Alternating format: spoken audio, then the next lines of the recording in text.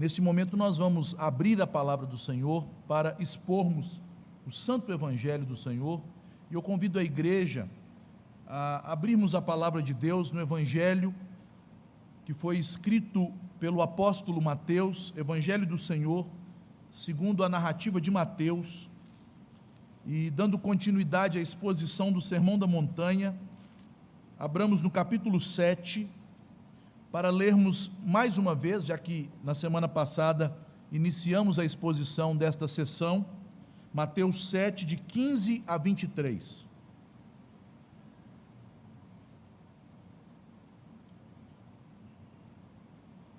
Assim diz o nosso Senhor Jesus Cristo no Santo Evangelho: acautelai-vos dos falsos profetas, que se vos apresentam disfarçados em ovelhas, mas por dentro são lobos roubadores.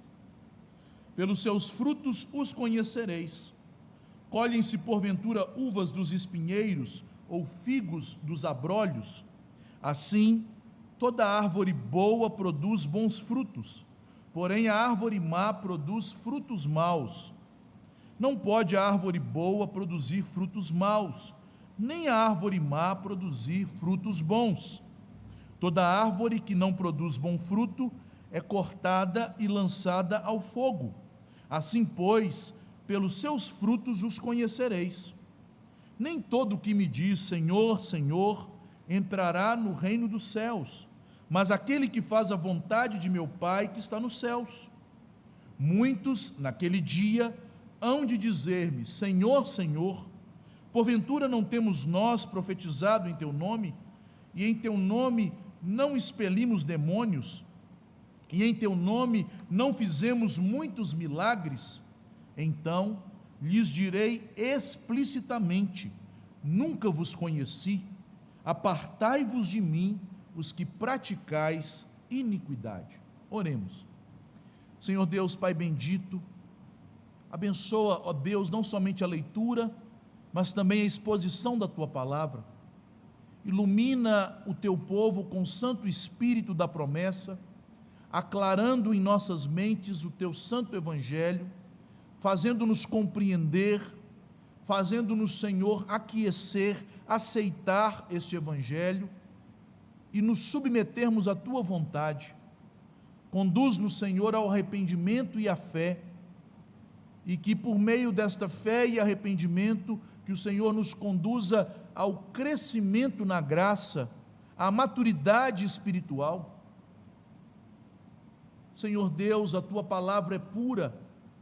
Usa, Senhor, a pureza da Tua palavra para lavar a Tua noiva, para limpar aquela que o Senhor comprou como noiva do Teu Filho, a Tua igreja. Te pedimos, Senhor, que o Senhor use também a mim para pregar a Tua palavra com fidelidade. Abata tudo aquilo que é carnal e faça com que o Teu Espírito, Senhor, nos traga a voz da profecia, que consola, que edifica e que exorta. Assim nós te pedimos em nome de Jesus. Amém e amém. Meus irmãos, nesta sessão que acabamos de ler, Jesus está tratando sobre os guias, as pessoas que devemos escolher a fim de nos orientarem sobre como seguir o Senhor na vida de discípulos. O Senhor já havia advertido na primeira aplicação do Sermão da Montanha sobre a importância dos seus discípulos escolherem entrar pela porta estreita e caminhar no caminho apertado. Mas agora ele começa a mostrar para os discípulos que além da porta ser estreita, que além do caminho ser apertado, eles também correriam o risco de serem convencidos a não permanecerem em uma vida de renúncia, em uma vida de discipulado por maus obreiros, por maus guias. A estes Jesus chama de falsos profetas, e ele diz: acautelai-vos, isto é, tenham cuidado, sejam cuidadosos, porque falsos pregadores de um falso evangelho serão usados pelo inimigo para tentar dissuadir, para tentar convencer os crentes a não andarem no caminho que conduz à vida. Falamos na semana passada qual o tipo de mensagem que estes falsos profetas pregam. E hoje nós falaremos sobre o que caracteriza a personalidade deles. Jesus vai usar aqui ilustrações, comparações, figuras que nos demonstram traços do caráter de um falso profeta. E estes traços do caráter dos falsos profetas são aqui colocados pelo Senhor para nos ajudar a identificar estas pessoas. E assim não darmos ouvidos às palavras enganosas que eles dizem. Primeiramente, meus irmãos, temos que esclarecer melhor o que significa ser um profeta, porque nós temos em nossa cultura a tendência de associar profecia com prognóstico, isto é, nós achamos que um profeta é uma pessoa que adivinha o futuro. Mas, na verdade, isso não era o aspecto fundamental ou essencial do ministério de um profeta bíblico. Na realidade, isso não era nenhuma parte proeminente do ministério de um profeta. A tarefa básica de um profeta era ser um pregador, um proclamador, alguém que anunciava a palavra de Deus, mais do que alguém que previa o futuro. O profeta era chamado por Deus para explicar e aplicar a verdade de Deus à vida das pessoas, chamando o povo de Deus ao arrependimento e à fé, chamando o povo de Deus para obedecer o Senhor e andar nos caminhos do Senhor. E quando o profeta falava do futuro, ele falava deste futuro visando mudanças no presente. Ele estava dizendo: se vocês desobedecerem, o futuro será de juízo. No entanto, se vocês se arrependerem, o futuro será de bênçãos. Na verdade, o profeta falava acerca do futuro apenas para influenciar a maneira como seus ouvintes encaravam o presente. De forma simples, meus irmãos, o profeta é alguém que fala chamado por Deus em nome de Deus. O profeta é a boca de Deus no meio do seu povo. Agora, em relação ao falso profeta, o que podemos dizer? O falso profeta é uma pessoa que não foi chamada por Deus, ele mesmo se autoproclamou profeta. E por isso ele não traz ao povo de Deus a palavra de Deus, mas a sua própria palavra, visando os seus interesses pessoais.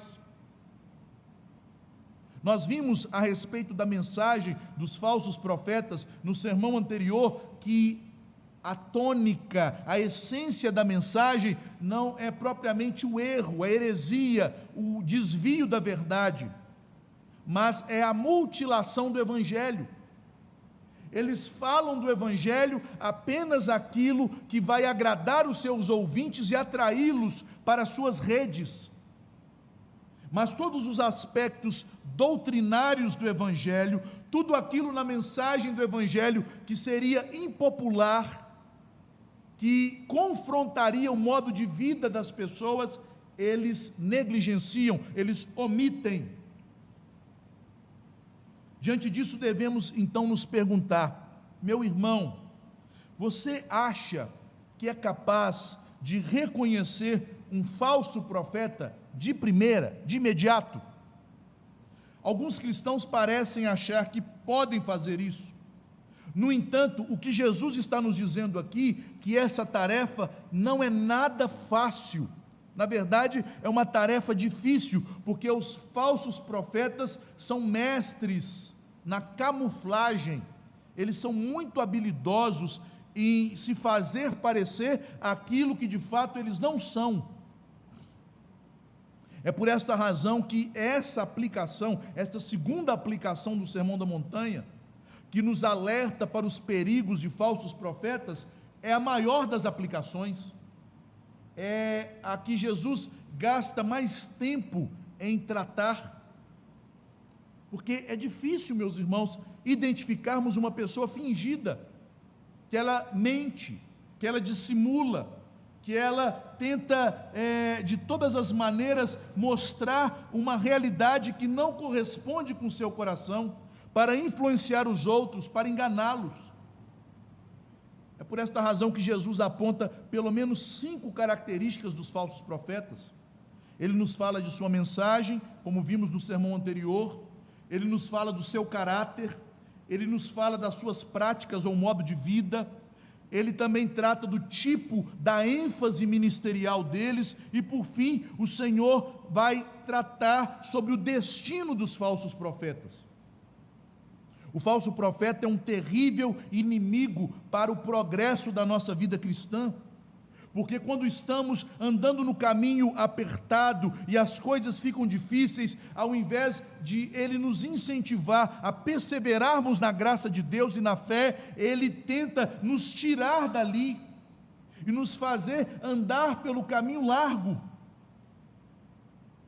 É tão importante para o crente reconhecer um falso profeta, que eu chego a dizer que isso é extremamente vital para a vida cristã. Identificar um falso profeta nos impedirá, nos momentos de fraqueza, de crise, de sermos convencidos a desistir, a não perseverar, a não prosseguir no caminho que Deus tem para nós. Meus irmãos, quantos crentes eu tenho encontrado na minha vida pastoral e no gabinete, que ao serem aconselhados a tomar um caminho bíblico e a não estarem dispostos a andar neste caminho apertado, eles saem por todas as igrejas, em todos os lugares, procurando um falso profeta que o aconselhe a andar no caminho largo para se sentirem bem.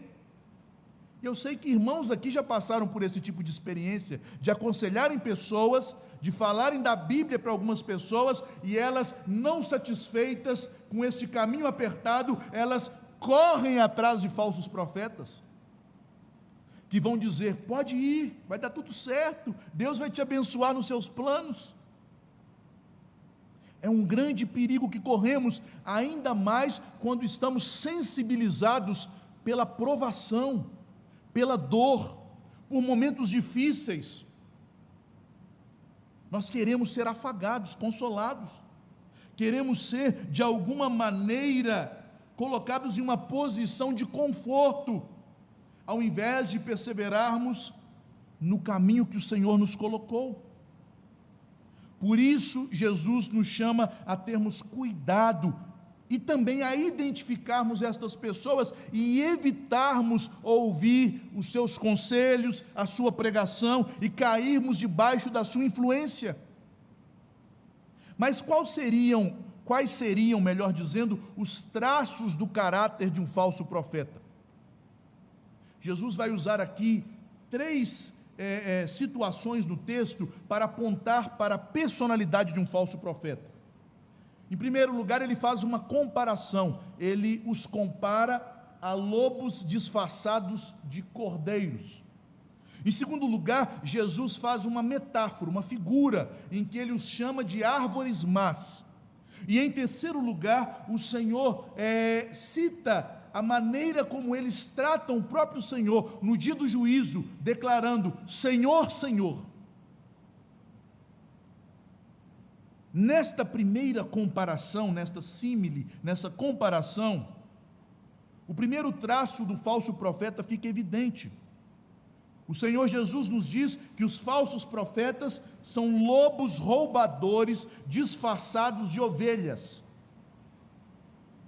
Vejam, meus irmãos, que o verbo aqui traduzido por disfarçar é literalmente, na língua original, vestir uma roupa.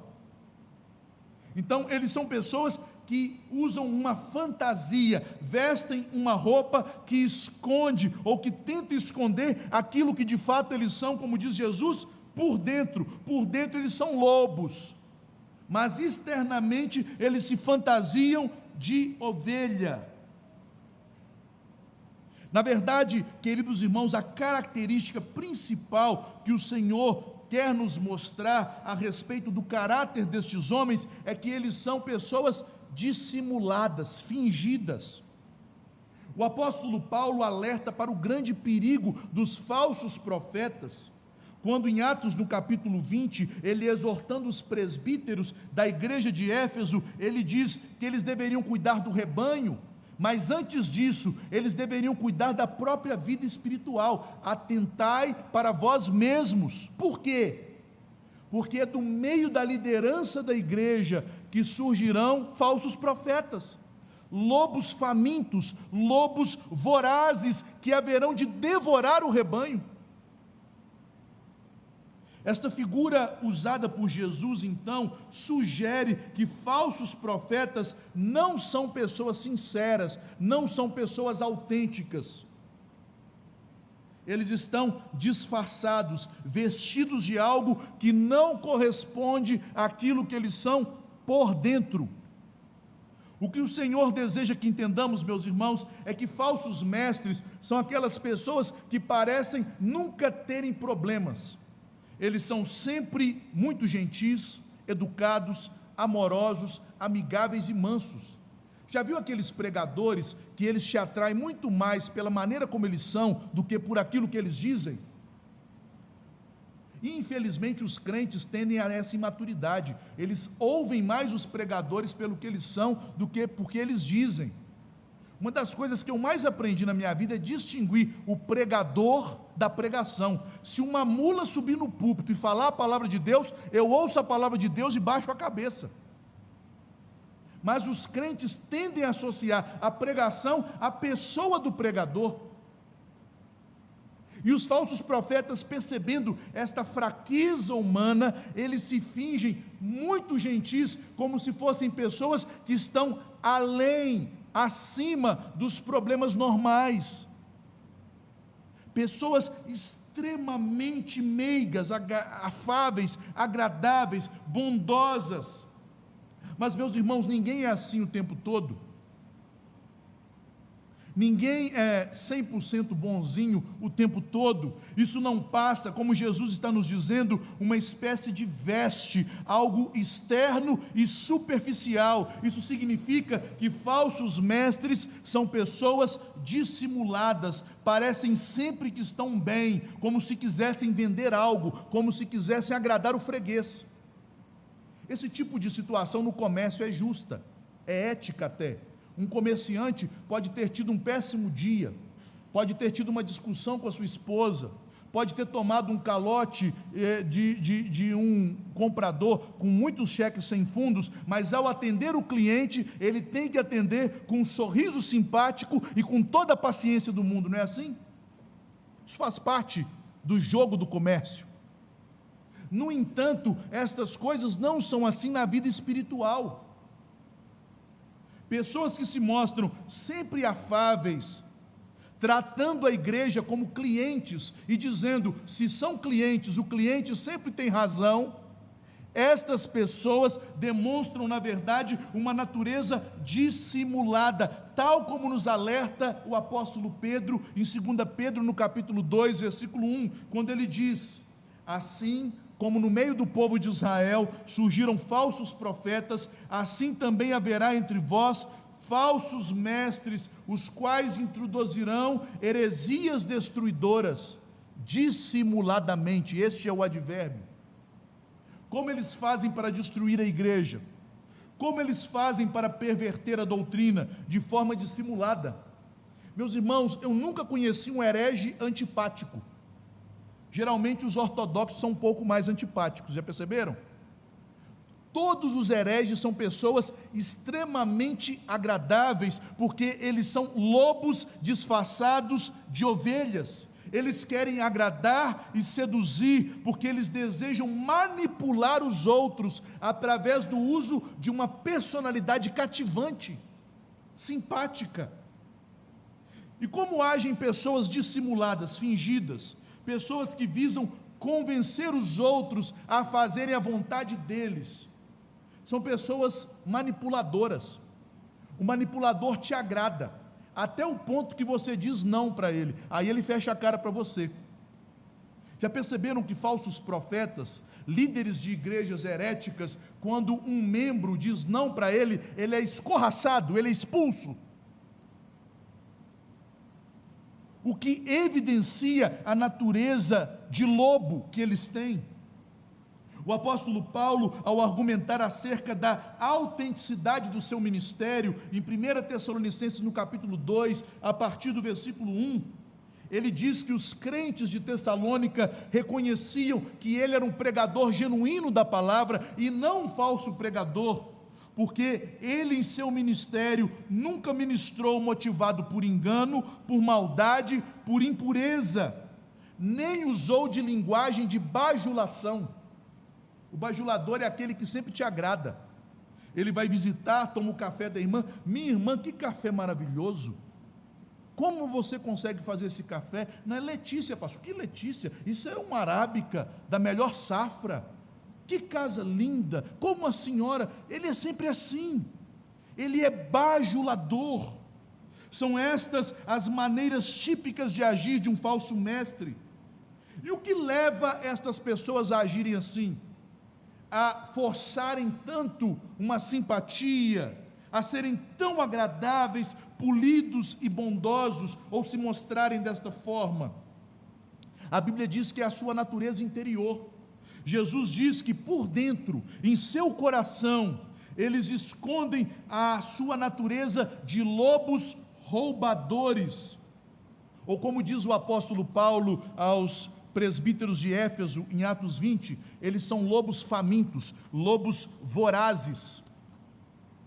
O sentido dessa figura, lobo ladrão, lobo roubador, não são daqueles lobos selvagens que caçam nas matas, nas florestas, e que ali abatem outras presas selvagens, não.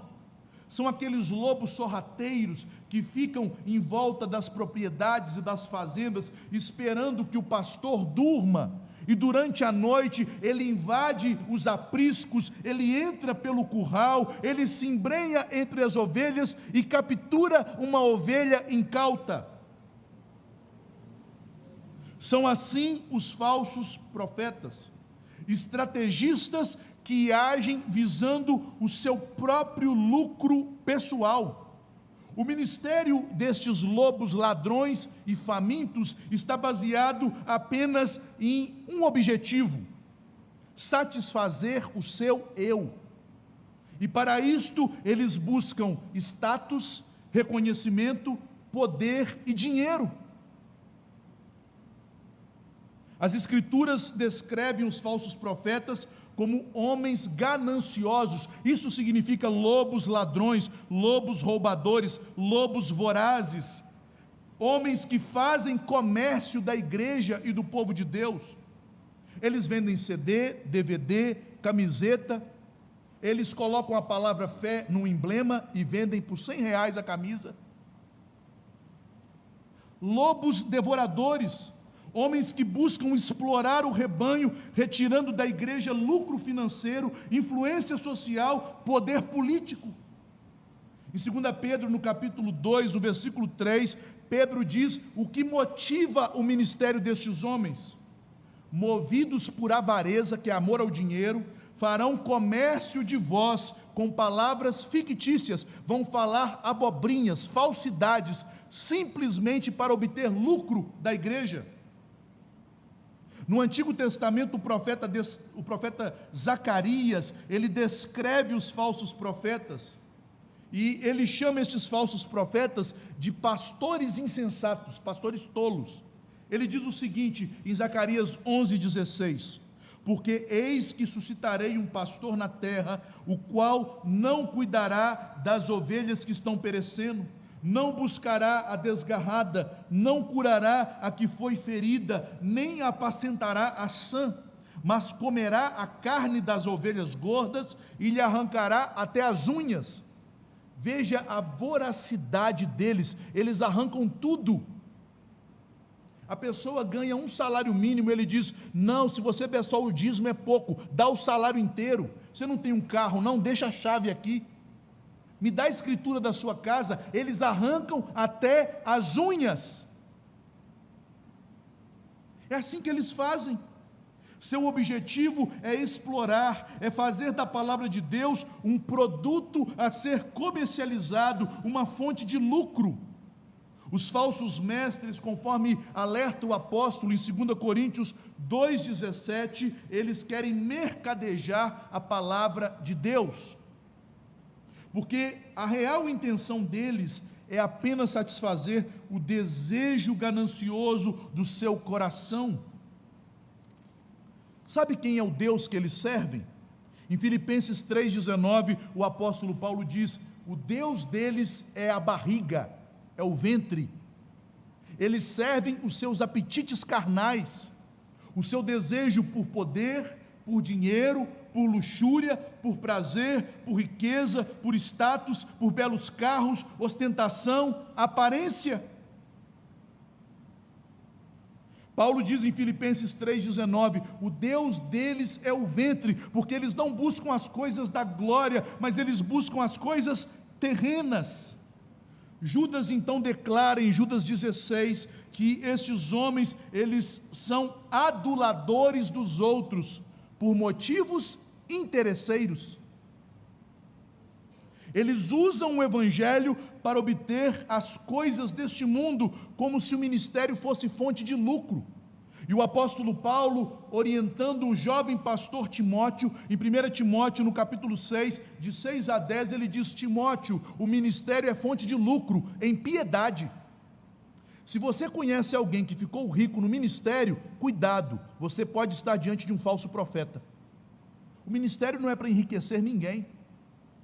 Uma vida digna, tudo bem. O apóstolo Paulo diz: se temos com que comer, com que nos vestir, nisto estejamos satisfeitos, porque nada temos trazido para este mundo, nem nada dele levaremos, porque o amor ao dinheiro é a raiz de todos os males, principalmente para o ministério. Veja, o contexto é o ministério.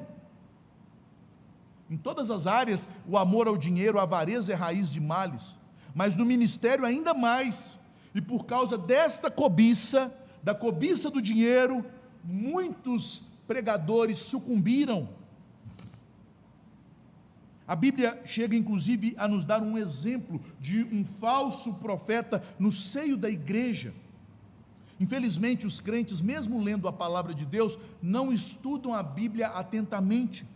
Porque na terceira epístola de João, João cita um homem, um pastor, chamado Diótrefes. E Diótrefes era um pastor que se tornou tão vaidoso e orgulhoso, desejando ter a primazia sobre a igreja e sobre os demais, que ele proibiu o apóstolo João e os demais obreiros fiéis de pregarem em sua igreja, de serem acolhidos e sustentados pelos crentes de sua igreja. É por esse motivo, meus irmãos, que Jesus chama estes lobos roubadores, estes lobos famintos e vorazes, de também mercenários, em João no capítulo 10, de 10 a 13. O mercenário, ele é ladrão e salteador, porque ele veio para roubar, matar e destruir o povo de Deus. E aqui Jesus não se refere ao diabo, mas ele se refere aos falsos profetas.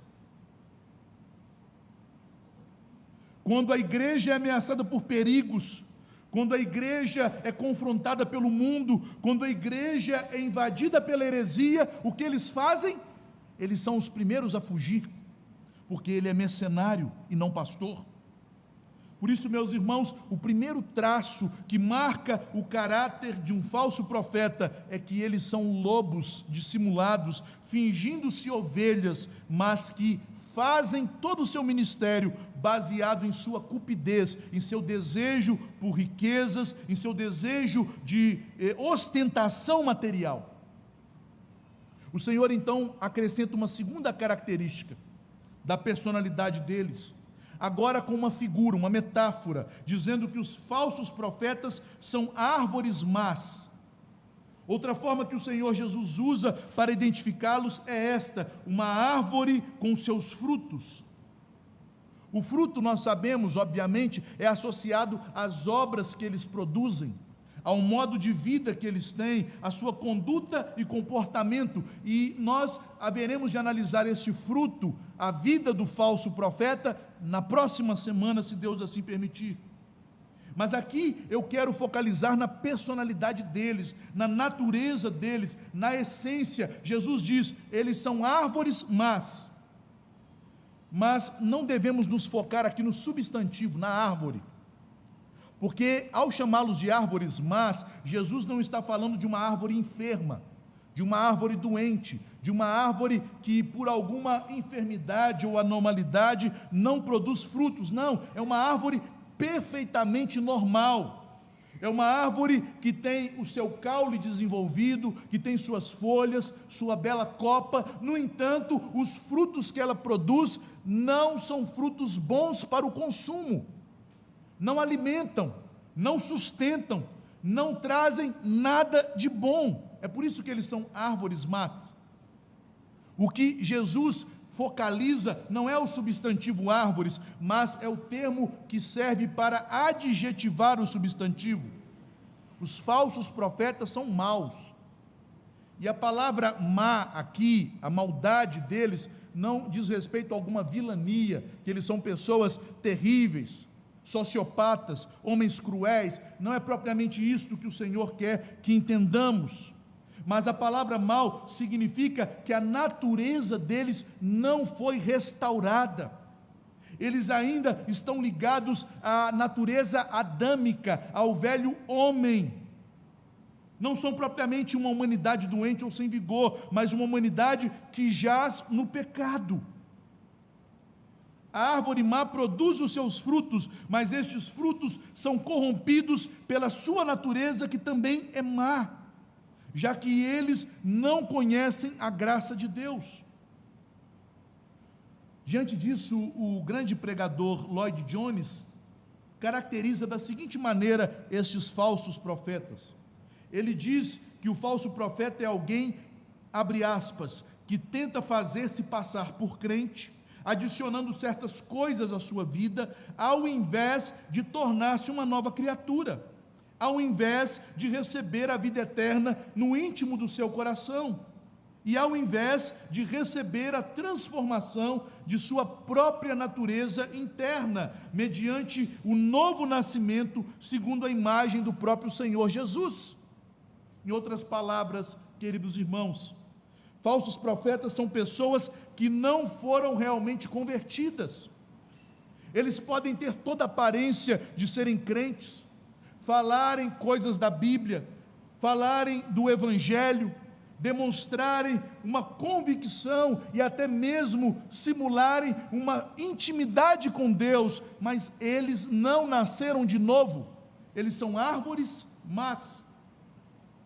Apenas como nós vimos no primeiro exemplo, são imitadores do caráter cristão, sem de fato terem experimentado o poder transformador, o poder santificador do Espírito na vida deles. É interessante notar, queridos irmãos, como veremos daqui a 2 semanas, se o Senhor permitir, que eles até experimentam operações do Espírito.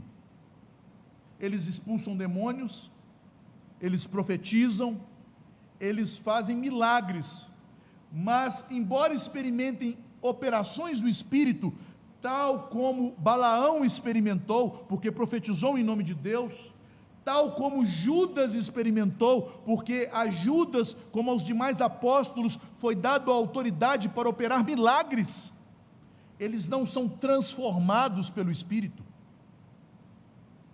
Sinais não evidenciam que alguém foi transformado pelo Espírito. Eles continuam com uma natureza corrompida, que jamais foi renovada para a vida espiritual. São homens que não experimentaram a liberdade da graça de Deus, desta graça que produz transformação e libertação do domínio do pecado. Pedro descreve estes homens dizendo o seguinte, em 2 Pedro 2, 17 e 19: esses tais são como uma fonte sem água, como névoas impelidas por temporal.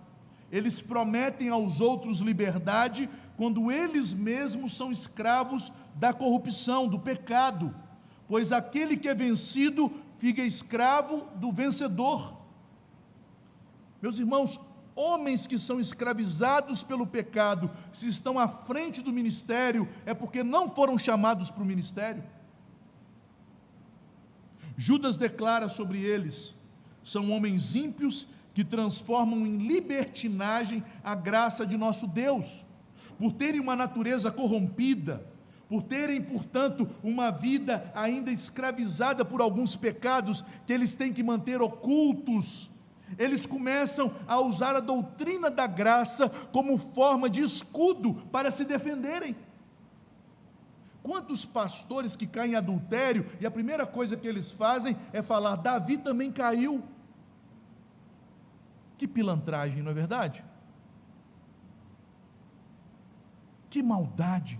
Usam a palavra de Deus, como diz Judas, homens ímpios que transformam em libertinagem a graça de Deus. Usam a palavra de Deus para se protegerem. São pegos expropriando a igreja, explorando de irmãos. Foi uma fraqueza, a graça de Deus está sobre a minha vida, o Espírito Santo me renovou. Judas então continua a descrevê-los com outras palavras de juízo terríveis. Ele diz: pastores que a si mesmos se apacentam. Vejam, eles usam a palavra não para conduzir o rebanho e a si mesmos ao arrependimento, eles usam a palavra como uma forma de proteção, de desculpa, de autojustificação. Eles são pastores que a si mesmos se apacentam. Nuvens sem água, impelidas pelos ventos, árvores em plena estação dos frutos, no entanto, destes desprovidas, duplamente mortas, desarraigadas, ondas bravias do mar, que espumam as suas próprias sujidades. São homens assim, árvores más. Quando a Bíblia nos orienta, meus irmãos, que líderes da igreja, os pastores, presbíteros docentes, os pastores, presbíteros regentes, devem ser caracterizados como homens maduros na fé, homens no qual qualquer membro da igreja, olhando para eles, pode identificar: este é uma pessoa verdadeiramente convertida. O apóstolo, inspirado por Deus, declara que um líder da igreja deve ser irrepreensível. Obviamente que isso não significa alguém perfeito e sem pecado, porque todos nós pecamos, mas alguém em cujo pecado não encontra domínio em nenhuma área. Uma vida familiar irrepreensível, uma vida como marido irrepreensível, uma vida cristã irrepreensível, um caráter maduro e irrepreensível. Somente por este grau de maturidade, ou em outras palavras, por este grau de irrepreensibilidade em todas as áreas da vida, é que nós podemos identificar um genuíno líder cristão. É isto que a Bíblia nos ensina a fazer em 1 Timóteo no capítulo 3 e também em Tito no capítulo 1. No entanto, meus irmãos, estes falsos mestres são tão especialistas em camuflagem que eles chegam a enganar até mesmo os apóstolos. Somente Cristo não foi enganado por um falso mestre. Conforme está em João no capítulo 6, dos versos 66 a 70, Jesus escolheu 12, sabendo que Judas era o traidor e que ele era do diabo, e o escolheu para isso, como filho da perdição. No entanto, até mesmo os apóstolos foram enganados por falsos obreiros fraudulentos. Paulo nos conta sobre Himeneu e Fileto, dois pastores que eram homens que demonstraram ser vasos para desonra, porque desviaram-se da verdade, conforme está em 2 Timóteo 2,17. E o apóstolo João nos diz de falsos pastores que saíram da igreja em seus dias. Diz João, em 1 João 2,19, eles saíram de nosso meio, entretanto não eram dos nossos, porque se tivessem sido dos nossos, teriam permanecido conosco. Todavia eles se foram para que ficasse manifesto que nenhum deles é dos nossos. É por esse motivo, meus irmãos, que a igreja deve ser extremamente criteriosa e escolher líderes em oração e jejum, Lembrem-se da advertência do apóstolo: do meio do conselho das igrejas é que surgem lobos devoradores. E a palavra então nos exorta em 1 Timóteo 5:22, a ninguém imponhas precipitadamente as mãos, isto é, não ordene uma pessoa sem antes averiguar que é um homem irrepreensível. Não te tornes cúmplice de pecados de outrem. E ainda, no verso 24 de 1 Timóteo 5, os pecados de alguns homens são notórios e levam a juízo, então estes são imediatamente desqualificados, ao passo que os de outros só mais tarde se manifestam. Estes são os perigosos, que se insinuam, que dissimulam, que enganam e que trazem grande prejuízo à vida da igreja. Mas por fim, meus irmãos, o Senhor Jesus nos apresenta uma terceira marca do caráter de um falso profeta. Os falsos profetas simulam também intimidade com Jesus, com Deus e com Jesus. O texto ainda nos mostra essa terceira marca, quando no dia final, estes lobos enganadores, colocados diante do Senhor, no tribunal eterno, eles tentam dissimular um tipo de relacionamento que eles nunca tiveram com Deus e muito menos com seu Filho. O Senhor indica isso quando fala do dia do juízo final. Os falsos profetas, de repente, se veem em uma enrascada. Os anjos os tomam. Eles saem do meio dos cordeiros e são colocados à esquerda, junto dos bodes, juntos do joio, dos peixes maus. E ali, desesperados, já sentindo o calor do fogo eterno, eles se dirigem a Jesus por 2 vezes: Senhor, Senhor. Mas o que significa essa forma de tratamento? No português nós sabemos que essa repetição de um nome é uma ênfase, e o mesmo acontece na língua hebraica. Mas geralmente na língua portuguesa essa ênfase é para advertir, para corrigir, para exortar. Eu me lembro que quando eu fazia alguma bagunça, e não eram raros esses momentos, minha mãe falava: Gustavo, Gustavo. E se ela falasse o meu outro nome, Henrique, Gustavo Henrique, é porque ela já tinha jogado a Havaiana, né? Era só abaixar porque ia chegar na minha cabeça. A repetição é uma ênfase, mas em nossa língua é uma ênfase que indica reprovação, advertência. Mas não é isso que acontece aqui na língua hebraica. Sabemos que o Novo Testamento foi escrito em grego, mas Jesus pregou este sermão no aramaico, que é da mesma raiz semítica da língua hebraica. E a cultura por trás do texto do Novo Testamento também é a cultura hebraica. Na língua hebraica, a ênfase está na repetição. Por isso, quando nós lemos as palavras de Jesus, que são todas elas palavras de Deus e muito importantes, se nós nos deparamos com a repetição, amém, amém, que traduzido é, em verdade vos digo, pare, atente-se, Jesus vai dizer algo extremamente importante. Contudo, conforme diz o reverendo Sproul, há trechos nas Escrituras com a repetição de nomes, e devemos prestar atenção nas ocorrências destas repetições de nomes, porque elas funcionam como expressões de profunda amizade e de intensa afeição pessoal. Na cultura hebraica, quando alguém cumprimentava o seu próximo, repetindo o nome, isso mostrava que eles tinham não apenas uma relação casual, mas que eles tinham um vínculo profundo de amizade e de afeto. Repetir um nome próprio indicava intimidade. E eu quero citar alguns exemplos bíblicos. Em Gênesis 22, nos versos 11 e 12, após Abraão ser provado, oferecendo o seu filho Isaque, antes dele imolar Isaque com um cutelo, Deus diz: Abraão, Abraão, e é uma palavra de amizade. Deus estava satisfeito com a obediência de Abraão, e por isso repete o seu nome. Gênesis 22, 11 e 12.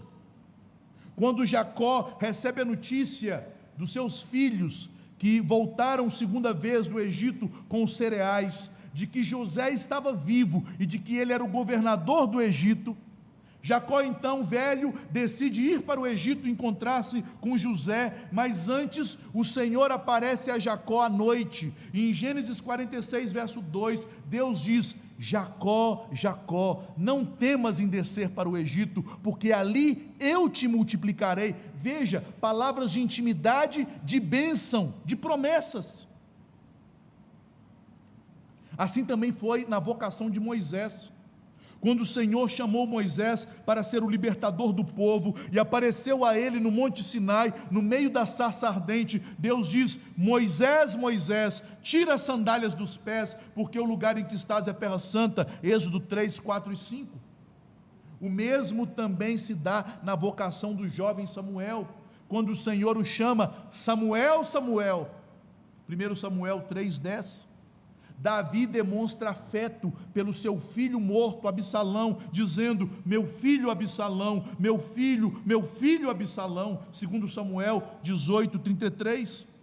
E da mesma forma, Elias demonstra toda a sua emoção e carinho por ver o seu pai, ou melhor, Eliseu, por ver o seu pai, o profeta Elias, que não era o pai carnal, mas era o seu mestre profeta, sendo levado aos céus, e ele diz: meu pai, meu pai. No Novo Testamento, Jesus também trata assim pessoas íntimas. Ele trata assim Marta, sua amiga. Ele diz: Marta, Marta, andas inquietas, Marta. Lucas 10, 41. Ele faz assim também com Jerusalém. Jerusalém, Jerusalém, que matas os profetas e apedreja os que te são enviados. Ele fala desta forma com Simão Pedro, quando Pedro disse que estava disposto a morrer pelo Senhor. Jesus diz: Simão, Simão, eu roguei por ti, porque Satanás quer te peneirar como trigo. E ao chamar o apóstolo Paulo, no caminho de Damasco, o Senhor aparece ao apóstolo e demonstra o seu amor e a sua eleição por aquela vida, e ele diz: Saulo, Saulo, por que você me persegues? Então percebam, meus irmãos, que a repetição de um nome indica intimidade, amor, proximidade. É por esta razão que na cruz do Calvário, mesmo em agruras, sofrendo o juízo de Deus, Jesus, que é um com o Pai, declarou: Deus meu, por que me desamparaste? Todos estes exemplos foram colocados para vermos a seriedade do que se passa no momento em que os falsos profetas são apresentados diante do tribunal de Cristo. Mais uma vez, como eles fizeram por toda a vida, eles tentam enganar, eles querem se fazer passar por aquilo que eles não são. Eles fingem intimidade com Jesus. Sabe aquelas pessoas que, quando eram criança, conviveram com alguém que cresceu e ficou importante, era um coleguinha de sala, jogaram bola uma ou duas vezes, aí ele vê aquela pessoa na TV, é um vulto, um artista, um político, aí ele diz: aquilo ali é Joãozinho, meu amigo, nunca mais viu, mas quer se fazer importante, passando-se por íntimo. É isto que os falsos profetas estão fazendo aqui. Senhor, Senhor, está acontecendo alguma coisa errada? Ocorreu algum equívoco? Eu fui colocado do lado errado? Eu não sou de esquerda, eu sou de direita, eu não sou bode, eu sou ovelha. Não, Jesus os conhece interiormente. Jesus sabe que no seu interior eles são lobos devoradores, árvores más, que nunca nasceram de novo.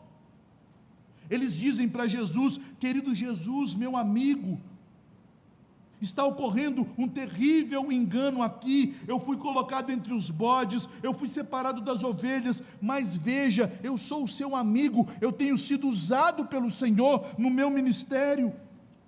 Percebam, meus irmãos, que a marca constante destes homens permanece sendo o engano e a falsidade, e eles alegam a sua intimidade com Jesus, baseado em profecias, em visões, em sonhos, em revelações, em expulsão de demônios e em milagres, mas eles nunca foram transformados para a obediência à vontade de Deus. Então, eles ouvirão a dura sentença do juízo final: nunca vos conheci. Eu quero aplicar este sermão rapidamente. Em primeiro lugar, Esta mensagem, meus irmãos, nos alerta para a extrema necessidade de sermos vigilantes, de sermos criteriosos, de observarmos os nossos líderes e as pessoas a quem temos ouvido, quer seja na internet, por meio das mídias. Essas pessoas demonstram que tipo de interesse elas têm em suas vidas. Elas vivem para este mundo. São pessoas preocupadas com bens terrenos, com riqueza, com poder, com projeção, com sucesso ministerial, com projeção acadêmica. Se estes forem os traços da vida e do caráter deles, cuidado, você pode estar diante de um falso profeta. Em segundo lugar, o texto também nos chama a examinar o nosso coração diante de Deus. Se nós deixarmos o pecado criar raízes em nossa vida, nós não identificaremos os lobos disfarçados em ovelhas, porque eles falarão o que queremos ouvir, o que o pecado faz com que queiramos ouvir. O pecado torna o nosso ouvido surdo para a palavra de Deus e dilatado para o mundo. Portanto, meus irmãos, examine o seu coração. Vê se sua fé está firmada na palavra, para que os falsos mestres não consigam te prender, te enredar. Em terceiro lugar, um falso profeta é uma árvore má, isto é, alguém que não nasceu de novo, um homem que se julga convertido, quando na verdade não é. E meus irmãos, este pode ser o caso de muitos que me ouvem aqui. Muitos de nós podemos nos achar crentes, sem de fato sermos crentes. É por isso que a Bíblia nos exorta, em 2 Pedro, no capítulo 1, versículo 10, que nós devemos buscar diligentemente a confirmação de que fomos chamados pelo Senhor e de que somos eleitos do Senhor. E como essa confirmação nos é dada? Pelo crescimento da nossa vida espiritual. É isto que evidencia o novo nascimento. Se você tem vivido escravizado pelo pecado, como você pode dizer que o Espírito Santo habita em você? Se você tem vivido escravizado pela mágoa, pela falta de perdão, como você pode afirmar que conhece a Jesus, que perdoa todos os nossos pecados? Se você não tem desejo pelas coisas espirituais, pela leitura da palavra de Deus, pela vida de oração, como você pode dizer que o Espírito Santo tem agido em seu coração e transformado a sua velha natureza? A evidência do novo nascimento se revela em uma vida de piedade e de santificação. E por fim, meus irmãos, cuidado com a vã presunção de fé. Os falsos mestres, eles enganam tanto que eles chegam a enganar a si mesmos. Eles acham que são crentes, mesmo não sendo. Nossa confissão de fé a respeito deste assunto trata desta convicção carnal pelo título de vã presunção de fé. Muitas pessoas, convencidas por falsos mestres, vivem em plena paz e tranquilidade, julgando estarem bem com Deus, achando que são amadas do Senhor e amigas de Cristo, sem o ser. Como pastor, eu já encontrei várias pessoas assim. Você chama a pessoa, mostra a Bíblia para ela, diz: o que você vai fazer é pecado. Ah, mas eu não dou conta desse caminho estreito. Mas é aqui que Deus quer que você ande, e é aqui que Ele vai te ajudar a andar. Não, eu vou pecar e Deus me ama mesmo assim. Meus irmãos, isso é mentira do seu coração enganoso, que é desesperadamente corrupto. As pessoas têm acreditado nesta vã presunção e dito: isto é fé, isto é certeza de salvação. Vivem na prática do pecado, não amam o próximo, não produzem o fruto do Espírito em sua vida e dizem: eu sou salvo. No último dia, eles vão engrossar as fileiras dos falsos profetas, dizendo: Senhor, Senhor, o que está acontecendo? Eu sou seu amigo, nunca vos conheci. Por isso, meus irmãos, enquanto há tempo, enquanto há chance, busque verdadeira intimidade com Cristo, e isto haverá de se refletir em sua vida, não em falsa intimidade, mas isso se refletirá em sua vida por reverência, obediência, santidade, piedade. E aí, no dia final, você não ouvirá: apartai-vos de mim, mas você ouvirá: entrai, benditos de meu Pai, no reino que está preparado para vós. Que seja esta a palavra que venhamos a ouvir do nosso bom amigo, do Senhor Jesus, naquele dia final.